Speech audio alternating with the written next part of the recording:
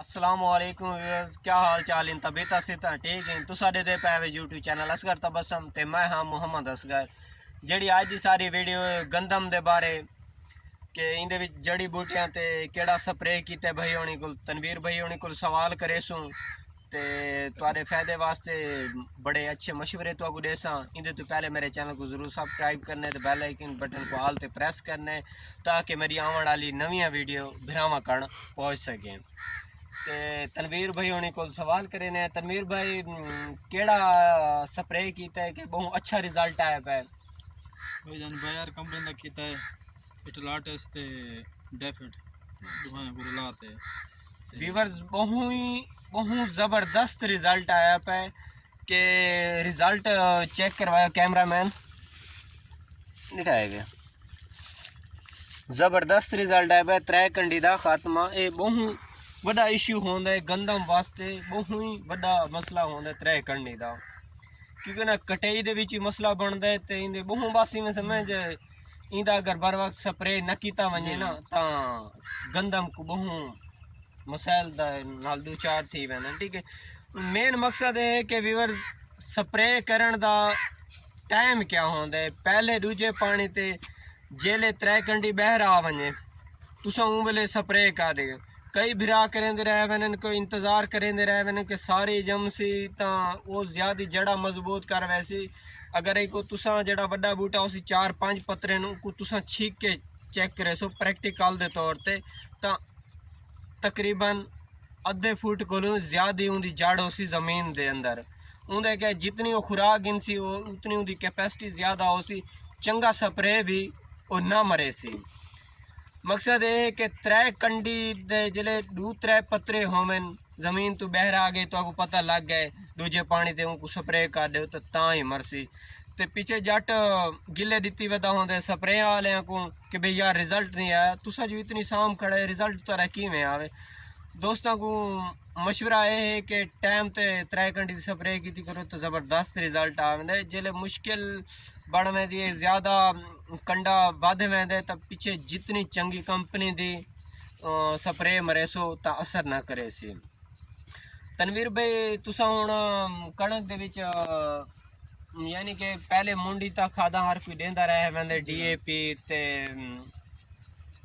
ढेर सारियां हर किस्म दियां पोटाश भाई 8वें महीने दी वेंदे उन टाइम पोटाश दा चलो नसीर भाई हुण दा सवाल कीता है कि पोटाश दे बारे में दसां चा।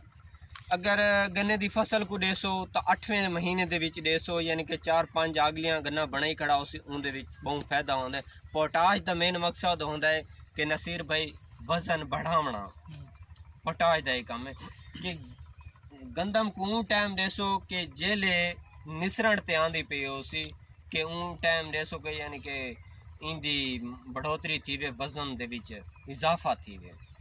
सल्फर थी गई, नाइट्रोजन थी गया और गवारा थी गया। हुण जेड़ा तुसा पानी लेसो इंदे ते तुसा गवारा पा देसो तो ज़बरदस्त रिजल्ट आसी क्योंकि ना गवारे दा के कणक दा रंग चेंज करेंदे ते और आहिस्ता आहिस्ता रिजल्ट देंदा रहे वेंदे। जेड़ा यूरिया है पिया यूरिया देखो जिस टाइम कणक को ज़रूरत है कि यानी कि तुम्हारी कणक बिल्कुल रुक गई है, यूरिया तुम्हारा 20 ॾींहं ते रिजल्ट रखे सी।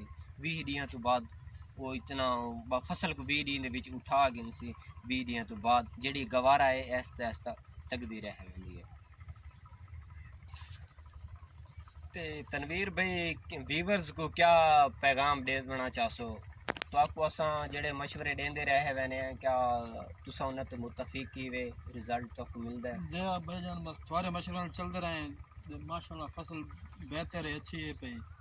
हुण जिवें तुसा आखे भाई नेक्स्ट पानी ते को गंवारा दो, गंवारा देंदे पे माशाल्लाह पहले भी 2-3 खादा दी यूरिया अल्मोनियम सल्फेट वगैरह दी से ते माशाल्लाह चंगा रिजल्ट है।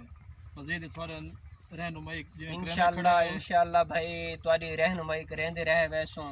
मेरा काम ये है कि व्यूअर्स मेन गाल है कि अच्छी वीडियो बनाइया करो। अगर बाय भी मेरे भिरा चैनल वाले बने दे रहे वैन अच्छी वीडियो बने सो क्योंकि आवाम को जितू फायदा हासिल थी सी ना कि गंदी वीडियो जेड़े भाई बने ने तो मैं उन्होंने हाथ जोड़ के माजरत करे ना कि क्यामत वाले डी तुहाडी वीडियो चलसी रहे वेंदी जे ते تسا مر گئے وے تاری ویڈیو چلسی رہے وے اگر تسا اچھا مشورہ دے سو تو قیامت تے تارا ثواب لکھیندا رہے ویسی کہ تاری گندی ویڈیو تو تارے گناہ لکھیندے رہے ویسن انشاءاللہ تے جڑی ہن گال کرن دا مقصد ہے کہ بھراواں کو مشورہ دیواں چاہ کہ سپرے جلے کراونے ہزاراں کمپنیاں ہیں سپرے والیاں تے ہزاراں دے اپنے رزلٹ ہیں تساں اون کمپنی دی سپرے چاونی ہے جیندے تواکو دیکھو رزلٹ ہے پیا تو تساں او سپرے استعمال کرے سو سپرے اپنی نگرانی دے وچ کروے سو اور کٹ والے فوارے نال کروے سو